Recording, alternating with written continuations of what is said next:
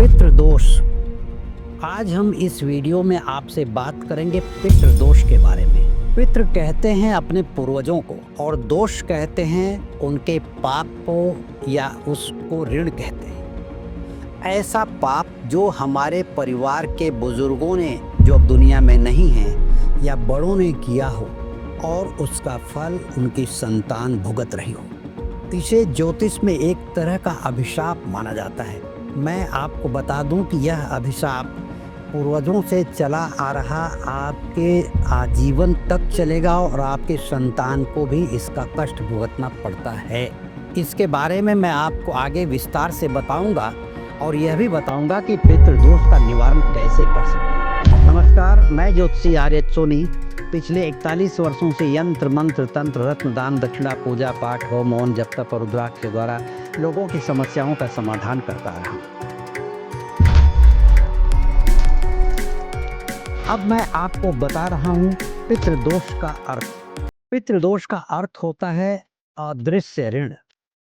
वह अदृश्य ऋण जो हमारे पूर्वजों ने अपने अपूर्ण संस्कार, अधूरे कर्म और अपने पापों को यानी अपने किए गए बुरे कृत्यों को अपनी संतान को सौंप कर चले गए हैं। और इसके अलावा एक बात ये देखिए कि बुरे कर्म उन्होंने किए, अधूरे संस्कार, अपूर्ण संस्कार उन्होंने किए और उसका फल उनकी संतान को भोगना पड़ रहा है। उस तरह से जैसे किसी बैंक से किसी ने कर्ज ले लिया हो और वह मृत्यु को प्राप्त हो गया हो और उसकी संतान उस कर्ज की भरपाई कर रही हो। भले उसके पिता, उसके दादा ने उस पैसे को कहीं गलत कामों में लगा दिया हो, तो आखिर संतान कैसे क्या करे। तो यह बात और मैं आपको बताना चाहता हूँ कि इसके अलावा दुखद कर्मों को करने के बाद भी उनकी आत्माएं जब तृप्त नहीं होती, अतृप्त आत्माएं संतान के कार्यों में, संतान के जीवन यात्रा में रुकावट बनती हैं और उनकी आत्मा अपनी गलती का एहसास करके एक मौन करुण क्रंदन करती है। उनकी आत्मा मौन करुण क्रंदन यानी चुपचाप विलाप करना, जैसे कोई विरह में रो रहा हो, किसी की याद में रो रहा हो, अपनी गलतियों का प्रायश्चित करते हैं और वह गलतियों का प्रायश्चित संतान के ऊपर एक कष्ट के रूप में आता है।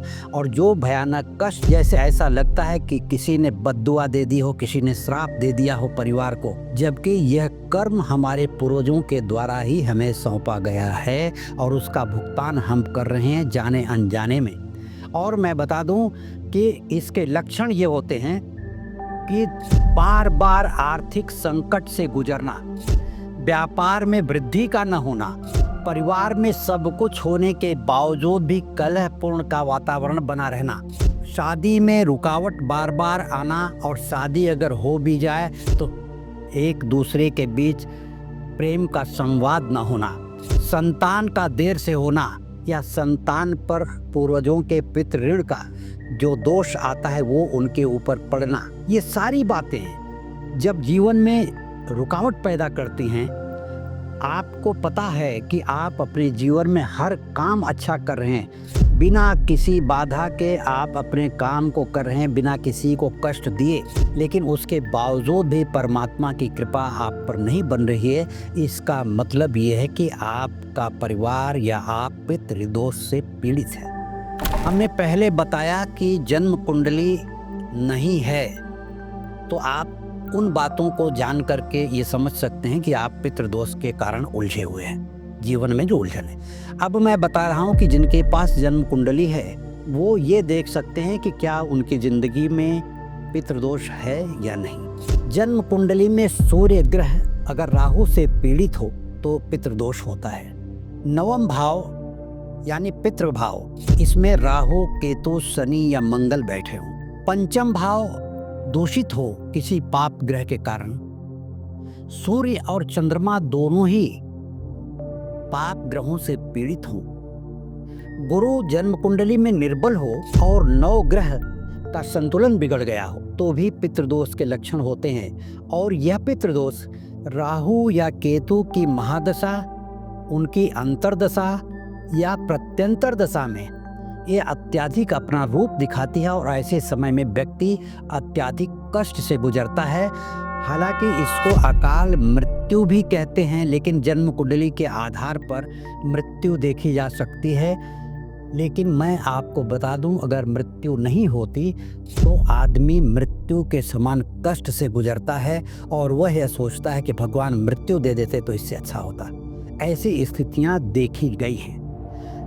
अब इसके लक्षण और भी मैं बता दूं कि कुल खानदान में कोई शराबी हो, मानसिक विकृत हो या अपराधी हो, बार बार संतान का गर्भपात होना, संतान अगर हो भी गई हो तो संतान का निकम्मा हो जाना, घर के धन दौलत को इस तरह से परिवार के बच्चे नष्ट कर देते हैं, जो पूर्वजों ने कमाया था वह उड़ा देते हैं ऐसे, और उनको पता भी नहीं चलता कि हम गलत इसको खर्च कर रहे हैं। माँ बाप या जो परिवार के बड़े बुजुर्ग जिंदा हैं, वह अपने किए गए कर्मों के बारे में अपने बच्चों को बता भी नहीं पाते, और वह भी अपने कर्म का फल तो भुगतते हैं, उनके पूर्वजों के द्वारा किए गए कर्मों का फल भी वो परिवार भुगतता जा रहा है। इस प्रकार से आप पितृदोष के लक्षणों को जान करके अपने घर में जितने भी लोग हैं उनकी जन्म कुंडली का निराकरण करवा करके आप उसका उपचार कर सकते हैं, उपाय कर सकते हैं। और मैं बता दूं कि पितृदोष जिस भी परिवार पर होता है, वह परिवार जीवन में बिना धर्म के सुखी नहीं रह पाता।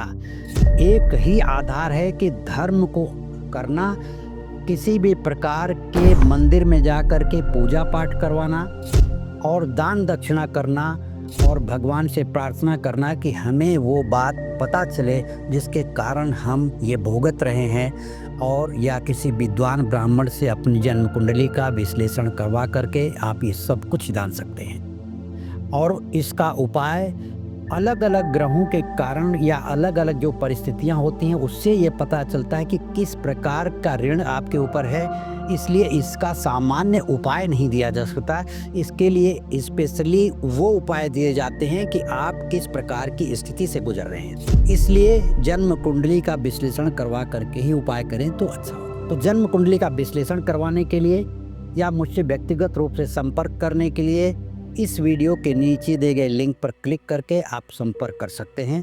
इस चैनल को अगर आपने सब्सक्राइब नहीं किया है तो सब्सक्राइब जरूर कर लें, लाइक करें, शेयर करें, तथा आपके मन में कोई विचार चल रहा हो तो कमेंट बॉक्स में मुझे लिख करके भेज दें, मैं उसका जवाब दे सकूं, आपको समाधान मिल सके।